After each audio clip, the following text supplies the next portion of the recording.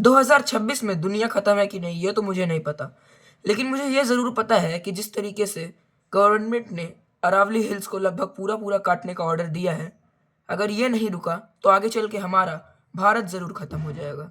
क्योंकि ऑलरेडी दिल्ली में AQI level 1000 पहुंच चुका है, और अगर अरावली हिल्स की कटिंग को नहीं रोका गया तो वो दिन दूर नहीं कि राजस्थान का भी यही हाल होगा। अरावली हिल्स इतनी इंपॉर्टेंट क्यों है? अगर आपको नहीं पता तो मैं बता दूं, अरावली हिल्स वर्ल्ड की one of the most old mountains में आती हैं। ये 2.5 बिलियन ईयर्स से एग्जिस्ट करती हैं। इनका एग्जिस्टेंस इतना पुराना है, हमारे इंडिया के टाइम से, हमारा जब इंडिया अर्थ से बना था ना, तब के टाइम से ये एग्जिस्ट करती हैं। एंशिएंट टेक्टोनिक प्लेट्स की कोलाइजन की वजह से इनका जन्म हुआ था। And why these are important? क्योंकि हम सब जानते हैं कि अर्थ पे एक टाइम था जब आइस एज आया था, जब मीटियोर्स का और कॉमेट्स का कोलाइजन हुआ था। ऐसी गैसेस के रिलीज की वजह से पूरा का पूरा अर्थ बर्फ से ढक गया था। लाइफ का नामो निशान नहीं था, लिटरली एक सेल तक नहीं डेवलप कर पा रहा था, इतना ज़्यादा टेम्परेचर था आइस एज का।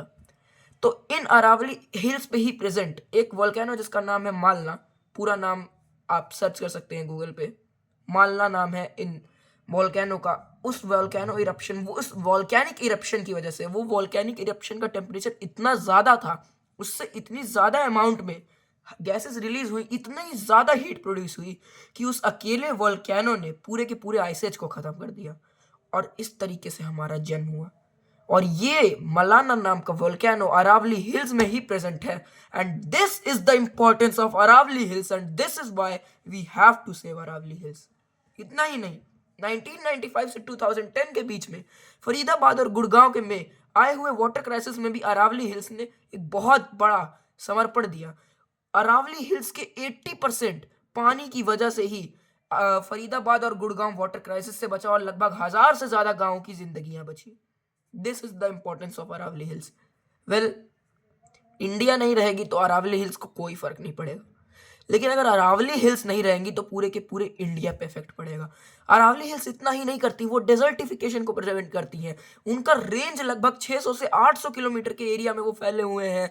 हरियाणा, दिल्ली तक, वो उनका दिल्ली तक रेंज है, लिटरली राजस्थान यहाँ तक, सबसे हाईएस्ट पीक जो कि वहां पे माउंट आबू के पास है।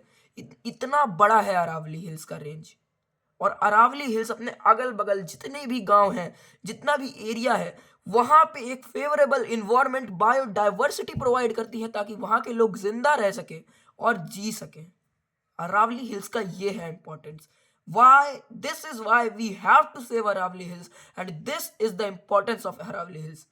वेल, अगर आप भी मेरी बात से सहमत है तो जितना हो सके उतना इस वीडियो को शेयर करें। इस वीडियो को बनाने का मेरा ये मोटिव नहीं है कि मैं फेम ग्रोथ करूं, या फिर मैं इस वीडियो की मदद से अपने चैनल को ग्रो करूं, बिल्कुल नहीं। मेरा पूरा का पूरा मोटिव है कि हम एनवायरनमेंट को एक साथ एकजुट होकर बचाएं। Thanks for watching.